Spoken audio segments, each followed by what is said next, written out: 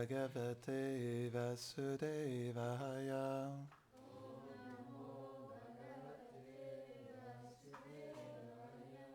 Om Namo Bhagavate Vasudevaya.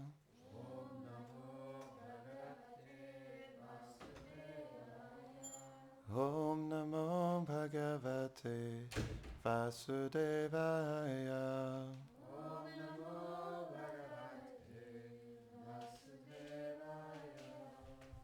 Bonjour, bienvenue dans la classe quotidienne sur le Srimad Bhagavatam. Nous allons poursuivre le chapitre 15 du premier chant, verset 12. Yate jasatha bhagavan yudhishulapanir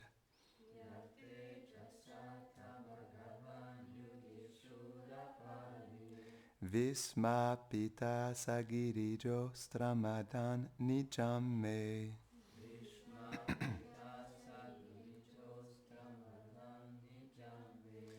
Anye pichaham amunai vakale varena.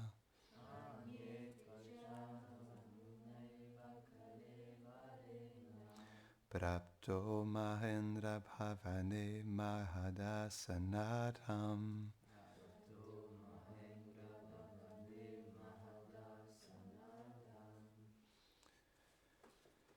Traduction. C'est par sa puissance que j'ai pu combattre le Seigneur Shiva. Celui-ci, ainsi que sa compagne Parvati, devinrent si étonnés de ma prouesse qu'il me donna joyeusement sa propre arme nommée Pashupata. Similairement, d'autres demi-dieux me donnèrent aussi leurs armes. C'est par sa grâce également qu'avec ce corps physique, je fus capable d'aller au royaume édénique d'Indra et que j'obtins le privilège de m'asseoir en sa compagnie sur un siège élevé. Commentaire. Un jour, Arjuna se trouva opposé à Shiva dans un combat. Avec son épouse Durga, Shiva fut si satisfait de lui qu'il lui donna son arme personnelle. D'autres demi-dieux en firent autant. Il est possible pour une personne pieuse d'atteindre les planètes édéniques dans une existence suivante. Mais il fut possible à Arjuna, par la seule grâce du Seigneur, de les atteindre sans changer de corps. De plus, Arjuna put avoir le privilège de s'asseoir à la cour d'Indra, le roi de ces planètes.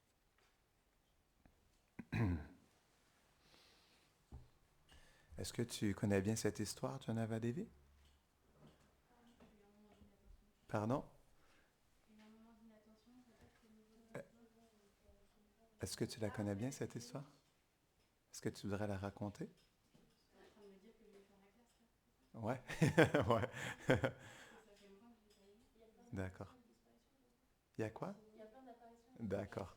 Ben, c'est juste que il y a des personnalités, il faudrait que je fasse quelques recherches pour me replonger dans leur gloire. Ah, d'accord, ok. D'accord, c'est bon. Ok.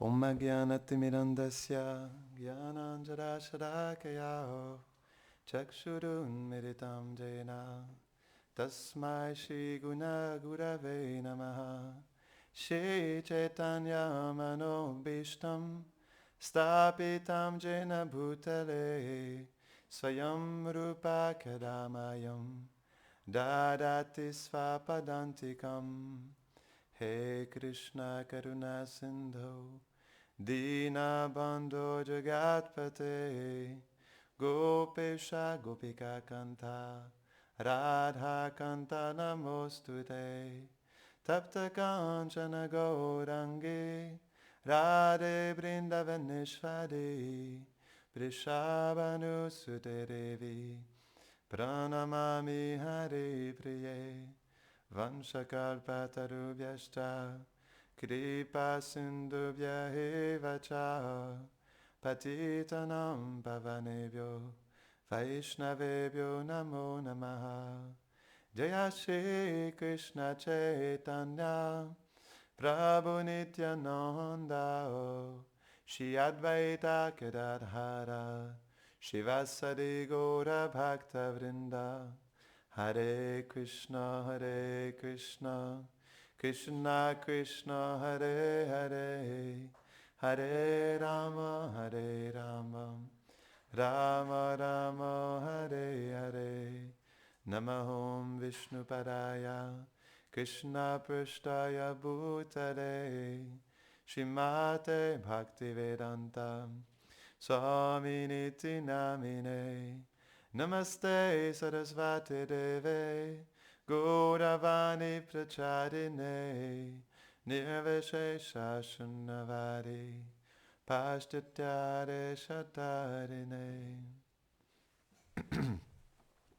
Lorsque je lisais le verset, le commentaire, ça me rappelait lorsque Arjuna va dans les Himalayas, non? Pour rencontrer différentes personnalités, pour rencontrer les demi-dieux aussi. Et ce qui est intéressant, c'est que lorsqu'on voit justement la visite d'Arjuna,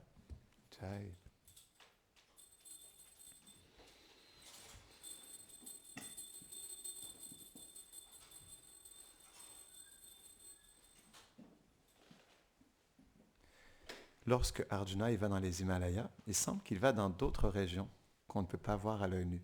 Et c'est intéressant parce que, en fait, il y a différentes dimensions dans cet univers. C'est expliqué que lorsque les demi-dieux, parce qu'ils sont en haut, non?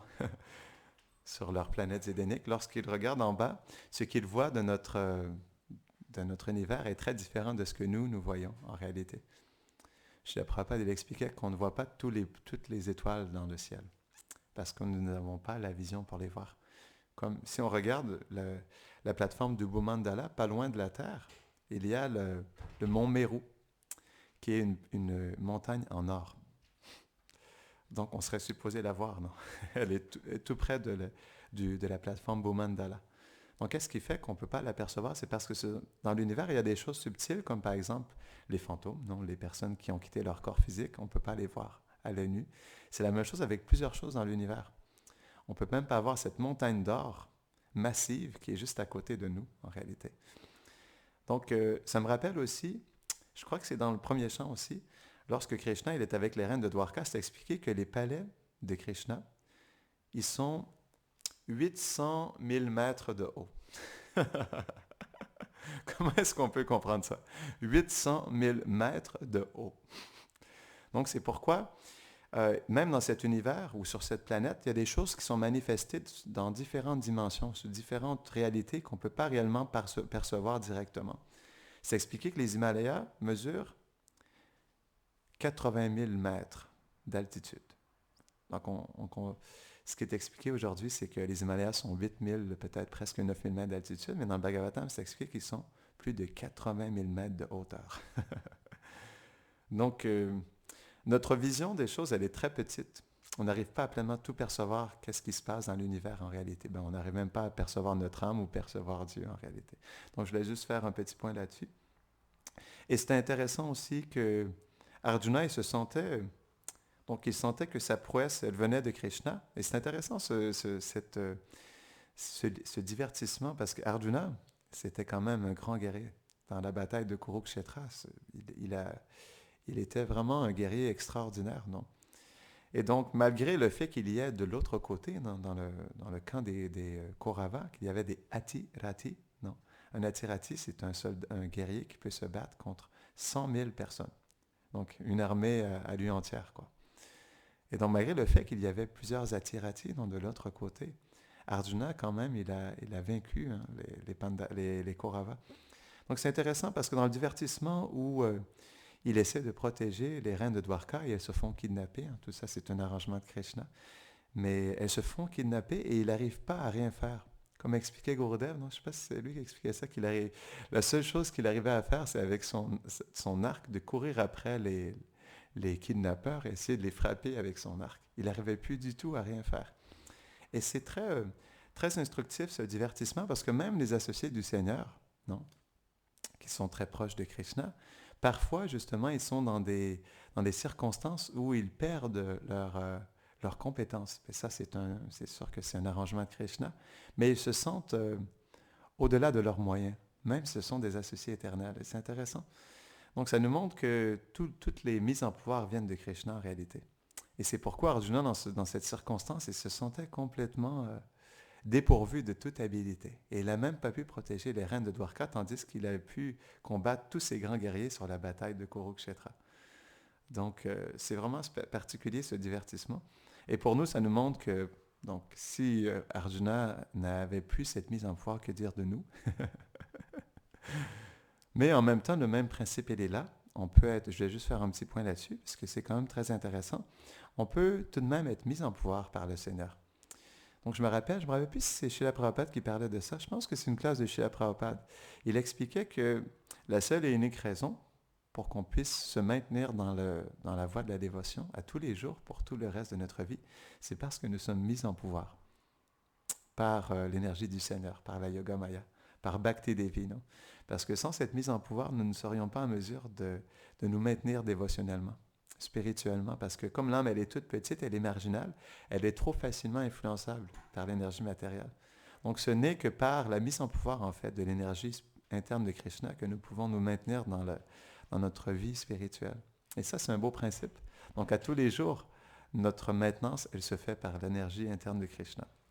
Comme la maintenance d'Arjuna aussi s'est faite, et comme toute la maintenance de toutes les associés éternels de Krishna, c'est le même principe.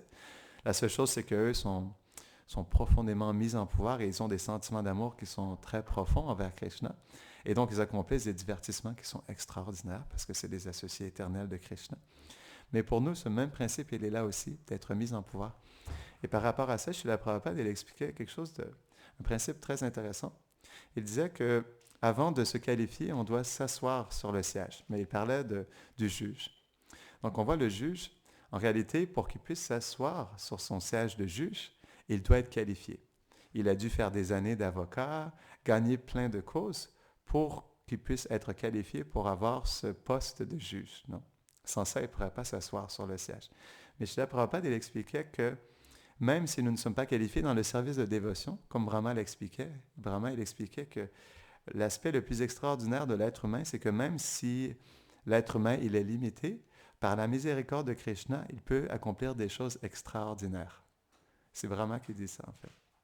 Il explique la miséricorde qu'un corps humain peut avoir pour accomplir des choses extraordinaires dans le service de Krishna. Et donc ça, c'est vraiment un beau point. Srila Prabhupada, il expliquait que même si nous ne sommes pas qualifiés, nous pouvons nous asseoir et en nous assoyant, nous nous qualifierons. C'est un autre principe, la mise en pouvoir spirituelle. Tandis que la mise en pouvoir matérielle, il faut absolument être qualifié pour accomplir quelque chose de matériel.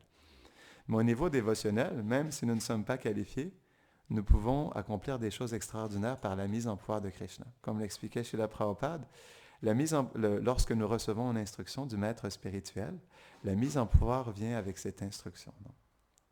Et ça, c'est une belle méditation dans notre service quotidien.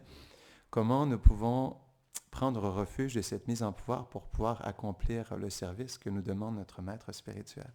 C'est tellement une belle méditation. Et donc, je voulais juste terminer par rapport à ça. Donc, c'est tellement beau ce principe. Au niveau dévotionnel, même si nous ne sommes pas qualifiés, si nous suivons les instructions du maître spirituel, nous accomplissons notre service, un jour ou l'autre, nous serons mis en pouvoir dans l'accomplissement de ce service. Parce que c'est ça l'énergie dévotionnelle, c'est que ça ne dépend pas de notre qualification.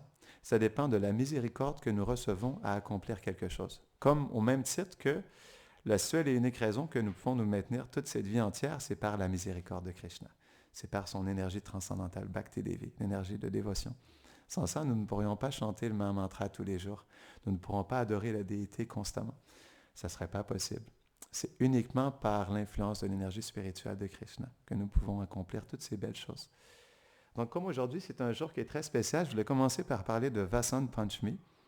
On sait que dans la Bhagavad Gita, Krishna il dit que de ses mois préférés sont novembre, décembre, mais sa saison préférée, il se retrouve le plus dans la saison flower bearing, dans la saison fleurie, non? Dans la saison en fleurs, non du printemps. Donc, il dit ça lui-même dans la Bhagavad Gita. C'est une saison que Krishna, il apprécie beaucoup. Et aujourd'hui, le jour de Vasant Panchami, dans plusieurs temples Vaishnav à travers le monde, les déités sont habillées en jaune et aussi à Vrindavan, Les Brajbasis s'habillent en jaune ce jour-là. Je n'ai pas réussi à trouver. Je ne sais pas si quelqu'un le sait. Pourquoi tout le monde s'habille en jaune? J'imagine parce que ça représente le printemps, non? La couleur jaune. Mais lorsqu'on va à Vrindavan ce jour-là, Vasant Panchami, c'est un gros festival. Et la plupart des résidents de Vrindavan s'habillent en différents teints de jaune. Donc ça doit être très beau. Et aussi, les déités sont habillés de jaune. Et je l'avais déjà partagé, je pense même, c'était l'année passée, le jour de Vasant Panchami, mais je vais le répéter à nouveau. J'étais à un moment donné à Mayapur pour le jour de Vasant Panchami et c'est un des plus beaux darshan que j'ai jamais eu de toute ma vie. Je me rappelle, donc je suis allé dans le temple et je suis allé prendre darshan de Radha Madhava et des Astasaki et tout était jaune. Donc on sait qu'elles sont en marbre blanc, mais ils avaient induit, j'imagine, du curcuma, une substance jaune, sur la peau de toutes les Astasaki. C'était vraiment beau. Donc Radharani aussi, elles étaient tous en jaune, avec des belles fleurs jaunes. Tout était en jaune avec du blanc. C'était vraiment magnifique. Et quand j'ai vu ça, je me suis dit, waouh! Je me dis, qu'est-ce qui fait qu'il y a un si beau darshan aujourd'hui? Et c'est là que j'avais entendu que c'était le jour de Vasant Panchami. Donc, vous pourrez regarder aujourd'hui, hein, que ce soit à Vrindavan ou Mayapur, il y a des darshans vraiment extraordinaires. Je vous invite à regarder Vasant Panchami, Radha Madhava, Astasaki, Mayapur. Puis, wow. Non, mais c'est quand même un beau darshan, il faut leur accorder. C'est vraiment, vraiment un beau darshan. Et donc, c'est ça, vous pouvez méditer là-dessus aujourd'hui. Sur le jour de Vasant Panchami, toutes les déités sont vêtues de jaune. Donc, pour Krishna, c'est un jour qui est très spécial. Il y a plein de divertissements du printemps. Et donc, j'avais commencé à écouter ce matin, mais je n'ai pas eu le temps de tout écouter. Donc, je voulais vous partager peut-être quelques divertissements sur le printemps, mais malheureusement, je n'ai pas eu le temps aujourd'hui. Mais on sait que pour Krishna, c'est un mois qui est très précieux parce qu'il y a aussi une danse rasa qui s'accomplit le jour du printemps. Donc, il y a différentes danses rasa à différentes époques de l'année. On sait qu'aussi, dans le mois de Kartik, il y a un rasa lila, une danse rasa qui est très spéciale. Et il y a aussi une danse rasa le jour du Vasant Panchami. Donc, pour Krishna, c'est un moment qui est très spécial parce qu'il faut comprendre qu'à Vrindavan, comme l'expliquent nos acharyas, il y a différentes saisons qui sont manifestées dans différentes forêts. Il faut comprendre que ces saisons, justement, elles incarnent un certain sentiment, ou elles font naître un certain sentiment en Krishna, Radharani et leurs associés. C'est ce qui est tellement spécial avec les saisons à Vrindavan. Pour nous, ici, dans le monde matériel, les saisons, comme l'hiver, si vous allez à Québec aujourd'hui, il fait moins 30, moins 40 avec le facteur vent. Mais pour Radha et Krishna, la saison de l'hiver, c'est une saison qui est très spéciale parce que comme il fait froid, c'est pas nécessairement une froideur comme hivernale comme ici, mais c'est un froid qui unit le couple divin. Et comme il fait froid, ils ont envie de se retrouver. Non? C'est ce qui est spécial dans l'hiver, c'est que la saison de l'hiver invite Radha et Krishna à se retrouver, non?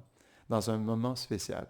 Et pour le printemps, qu'est-ce qui est très spécial dans la saison du printemps, c'est que si on conçoit justement qu'est-ce que le printemps, c'est l'éclosion, non? L'éclosion de fleurs, la bourgeaison, non? Et c'est ce que nos acharyas expliquent aussi avec le printemps. Le printemps, c'est l'éclosion des sentiments.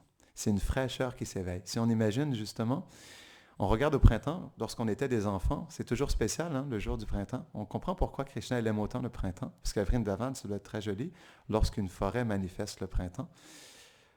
J'imagine qu'il y a ça aussi en France, mais lorsqu'il y a des arbres qui bourgeonnent, il y a comme des petites... comment on peut appeler ça? C'est pas une fleur, mais c'est comme des petits poils très doux. C'est comme du petit duvet. J'imagine il y a ça aussi dans les arbres. Et donc, on voit justement tous les arbres qui bourgeonnent avec le petit duvet très doux.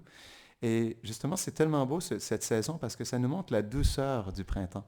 À quel point c'est quelque chose qui est magnifique, l'éclosion des fleurs, l'éclosion des sentiments.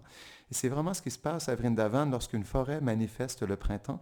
C'est l'éclosion des sentiments de Radha et Krishna, la fraîcheur qui se manifeste et qui les invite à se redécouvrir. Parce que c'est la particularité de Vrindavan, c'est que c'est toujours frais, toujours nouveau.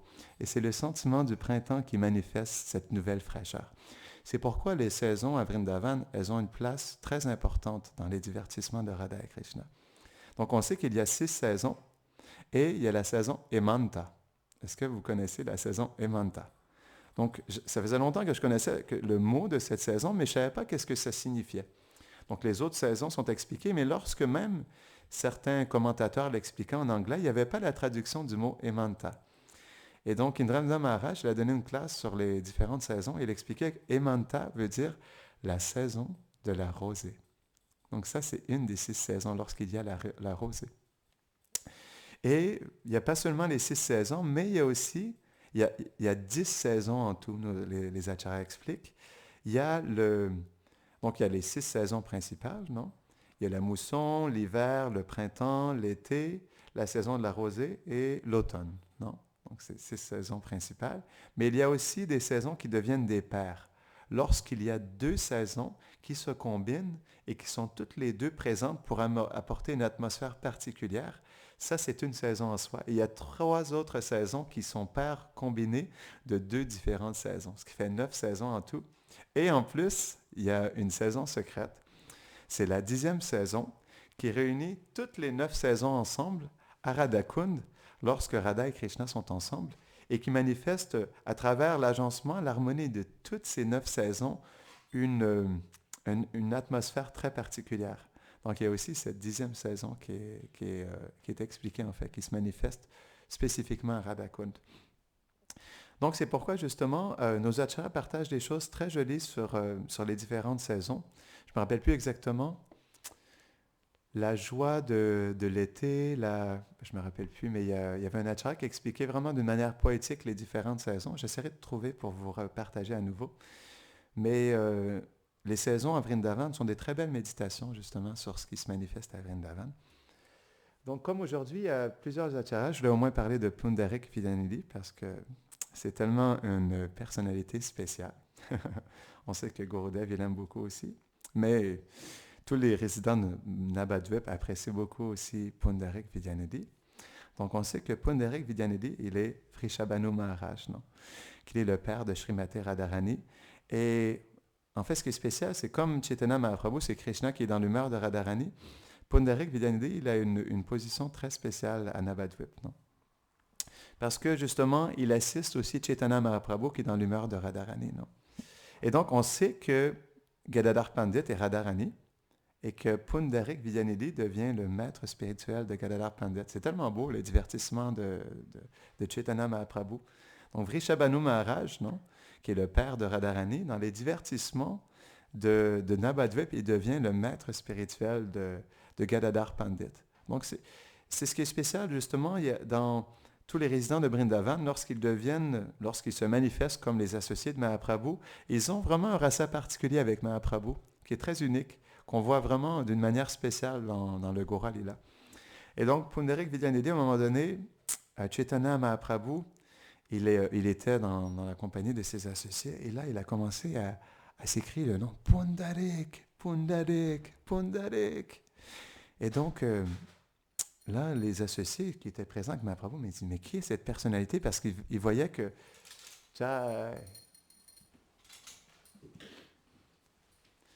Donc, tous les associés, ils voyaient que Mahaprabhu, il avait vraiment un sentiment particulier en disant le nom Pundarik, Pundarik. Ils se demandaient qui était cette personnalité.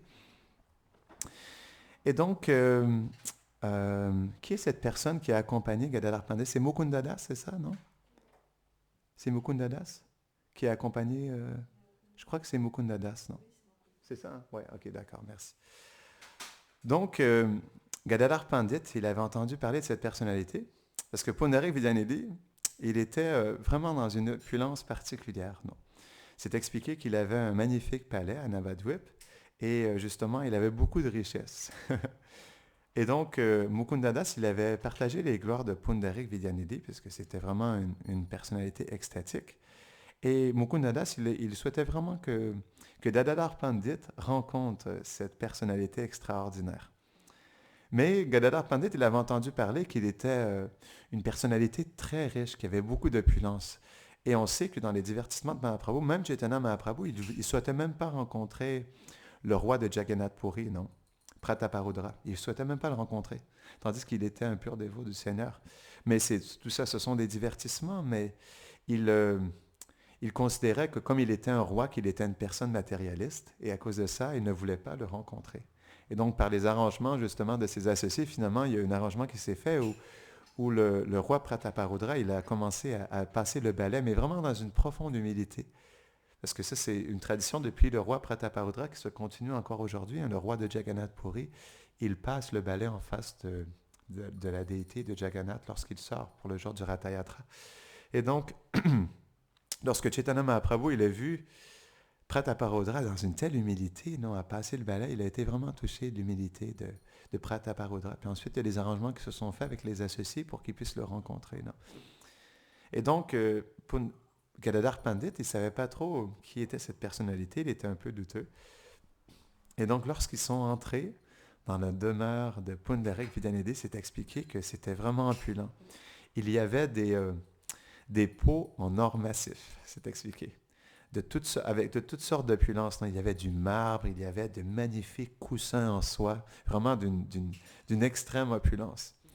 Et donc, lorsqu'ils ont rencontré Pundarik Vidyanithi, c'est expliqué, Pundarik, il avait des bagues en or, il avait les longs cheveux avec de l'huile, non? Il avait des vêtements en soie vraiment magnifiques. Donc, il était vraiment dans une grande opulence. Il était assis sur des coussins non, magnifiques. Et donc, lorsqu'il a vu ça, Gadadhar Pandit, il ne comprenait pas. Et, et donc, finalement, Mukunda, Das, il a introduit justement Gadadhar Pandit. Et encore une fois, Gadadhar Pandit ne savait pas trop qu'est-ce qui se passait. Et pour montrer justement les gloires de Pundarik Vidyanithi, Mukunda Das, il a récité un verset du Bhagavatam, du 3e chant, chapitre 25, verset 15, si je me rappelle. Donc, c'est le verset où justement, c'est glorifié que la miséricorde de Krishna. Parce que Putana, elle a donné son sein à Krishna. Krishna, il lui a donné cette position de nourrice dans le monde transcendantal. Non? Et quand il a récité ce verset, non, Pundarik Vidyanithi, qui est Vrishabhanu Maharaj, il est tombé dans une extase vraiment intense. Ah, il a commencé à crier, à hurler. Il était tellement pris d'extase qu'il a pris ses vêtements. Il a arraché ses vêtements. Il a pris les pots en porcelaine. Il les a lancés sur le sol. Et il était vraiment dans une extase vraiment profonde. Et lorsque Gadadhar Pandit, il a vu ça, wow, il a compris que Pundarik Vidyanithi, il était vraiment une personnalité extraordinaire. Et donc, il a commencé à se rouler sur le sol. C'est expliqué, il est tellement pris d'extase que les personnes qui étaient présentes essayaient de le contrôler et il poussait les autres qui essayaient justement de l'arrêter. Et à un moment donné, c'est expliqué qu'il a sauté dans les airs et il est retombé sur le sol inconscient comme ça. Non? Et donc, c'est là que Gadadhar Pandit, il a voulu prendre refuge de Pundarik Vidyanithi. Il a vu l'amour spécial qu'il avait pour Krishna. Non? Et donc, c'est à partir de ce moment-là, justement, que Gadadhar Pandit, il a voulu prendre refuge de Pundarik Vidyanithi. Et à travers ça, on voit justement cet échange entre ces deux personnalités qui est tellement spécial, non? À Navadvip. Donc, Pundarik Vidyanithi, c'est vraiment une personnalité extraordinaire. Et en ce jour, justement, très spécial, on devrait méditer sur Pundarik Vidyanithi, parce que tous les associés de Vrindavan, ce qui est tellement spécial lorsqu'ils se manifestent leur personnalité à Navadvip, c'est qu'il y a beaucoup de miséricorde à Navadvip. C'est expliqué que lorsqu'on dort à Navadvip, c'est comme lorsqu'on s'étend sur un lit pour dormir, c'est comme si on ferait des dandavats. Non? Chaque pas à Navadvip est comme un pèlerinage. Non? Donc, chaque parole est comme un mantra. Donc, c'est ce que Bhaktivinoda Thakur explique dans le Navadvipdham Mahatmya. Donc, il y a beaucoup de miséricorde et comme ces personnalités de Vrindavan, ils sont dans l'humeur de Audarya, comme Chaitanya Mahaprabhu, d'une munificence, non? On dit ça, munificence? Comment on dit Audarya en... Est-ce que tu sais la vitesse à qui? La magnanimité. Pardon? Ah, d'accord. Magnanimité, ça se dit aussi en français? D'accord. Donc, il y a vraiment un sentiment de magnanimité qui est vraiment spécial. Et justement, lorsqu'on médite sur des personnalités comme Pundarik Vidyanithi, Raghunath Das Goswami, non, toutes ces personnalités, il y a beaucoup, beaucoup de miséricorde ce jour-là de leur apparition et de leur disparition, parce qu'ils sont vraiment présents. Je vais terminer là-dessus parce que ça fait longtemps que je méditais sur cette importance de prendre refuge de nos acharyas. On sait que Gurudev met beaucoup l'emphase, lorsqu'on chante le japa, de méditer sur le maître spirituel, de prendre refuge des pieds du maître spirituel. Et je voulais juste terminer un peu là-dessus aujourd'hui parce que comme il y a plein de personnalités sur qui on peut méditer aujourd'hui et prendre refuge de leurs pieds, je voulais parler de l'importance de prendre refuge des pieds du maître spirituel et de nos acharyas. Donc, comme on expliquait tout à l'heure, Gurudev, il met beaucoup d'importance sur le fait dans le japa, de méditer en fait sur les pieds du maître spirituel. Et ça, je trouve que c'est tellement une méditation qui est importante lorsqu'on prend refuge justement de nos acharyas, parce qu'ils sont présents. Ils sont présents dans les jours d'apparition et de disparition, mais ils sont présents constamment aussi. Et on peut méditer sur leur présence en commençant par leurs pieds pareils au lotus. Et ça, c'est tellement quelque chose de beau. Gurudev, il expliquait que le Radha et Krishna et leurs associés, ils apprécient beaucoup lorsqu'on prend refuge des maîtres spirituels avant de chanter le japa. Et ça, c'est tellement une belle méditation parce que ils sont présents à travers le refuge de leurs pieds.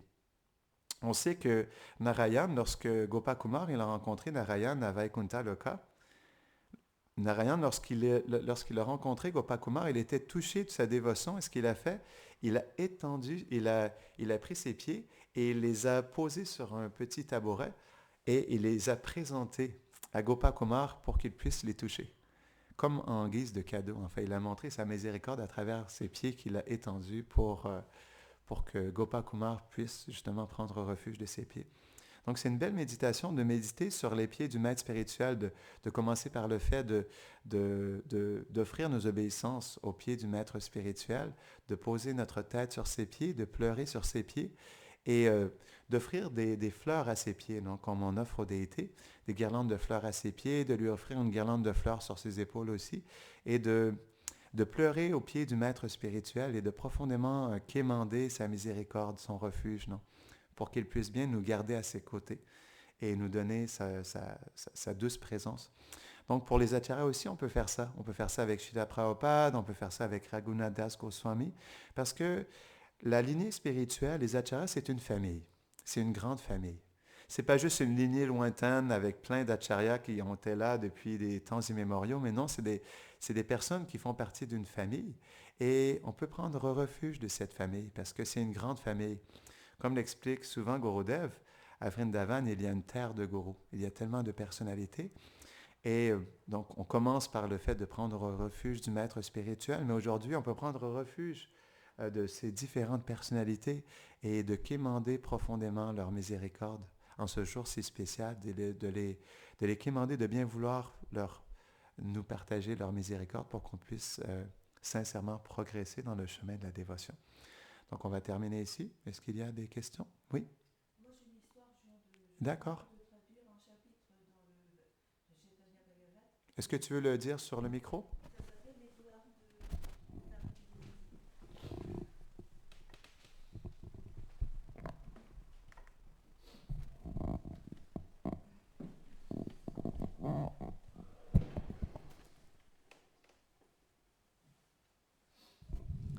Alors dans le Chaitanya Bhagavat, dans la dernière partie Antya-lila, le dernier chapitre, ce sont les gloires de Pundarik Vidyanidhi.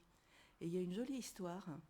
Pundarik Vidyanidhi était très ami avec Damodar. Ils se retrouvaient tous les jours, ils allaient voir le Seigneur Jagannath ensemble. Et puis un jour, Pundarik Vidyanidhi a fait part de ses doutes à Damodar Pandit, en lui disant « Je ne comprends pas. Le jour d'Odana Shasti, les dévots offrent des vêtements amidonnés, non lavés au Seigneur. Or, dans les Smriti et les Shruti, il est écrit que c'est une offense d'offrir des vêtements qui ne sont pas lavés. » Donc, Damodar Pandit ne savait pas... Pardon ? À Jagannath, oui. Et le Damodar Pandit ne savait pas trop quoi répondre. Ils se sont séparés et la nuit, Pundarik Vidyanidhi a vu en rêve le Seigneur Jagannath qui est arrivé et qui l'a giflé fortement, mais vraiment giflé. Et le Seigneur Balaram aussi. Et ils avaient des bagues sur les doigts, ce qui fait qu'il a eu plein de marques sur les joues. Le lendemain, alors il lui a expliqué il lui a fait une offense contre lui, que ce n'était pas une offense qu'on lui offre des vêtements amidonnés et non lavés. Le lendemain matin, quand il s'est réveillé, il s'est regardé, il avait les joues toutes rouges. Ça le chauffait énormément et il avait plein de marques. Donc quand il est allé rencontrer Damodar l'a regardé, il lui a dit « Mais qu'est-ce qui t'arrive ?» Donc il lui a expliqué et Damodar lui dit « Mais alors tu es vraiment fortuné parce que le Seigneur Jagannath jamais n'apparaît en rêve à des personnes qui ne sont pas des dévots comme toi. » Voilà, donc c'était la morale, c'était la chute de l'histoire, c'est que le Seigneur Jagannath n'apparaît véritablement à ses dévots que quand ils sont véritablement abandonnés à lui. Et qu'il les punit en rêve quand ils font des offenses. Voilà. Donc si ça nous arrive, c'est qu'on aura véritablement la miséricorde du Seigneur Jagannath. Voilà.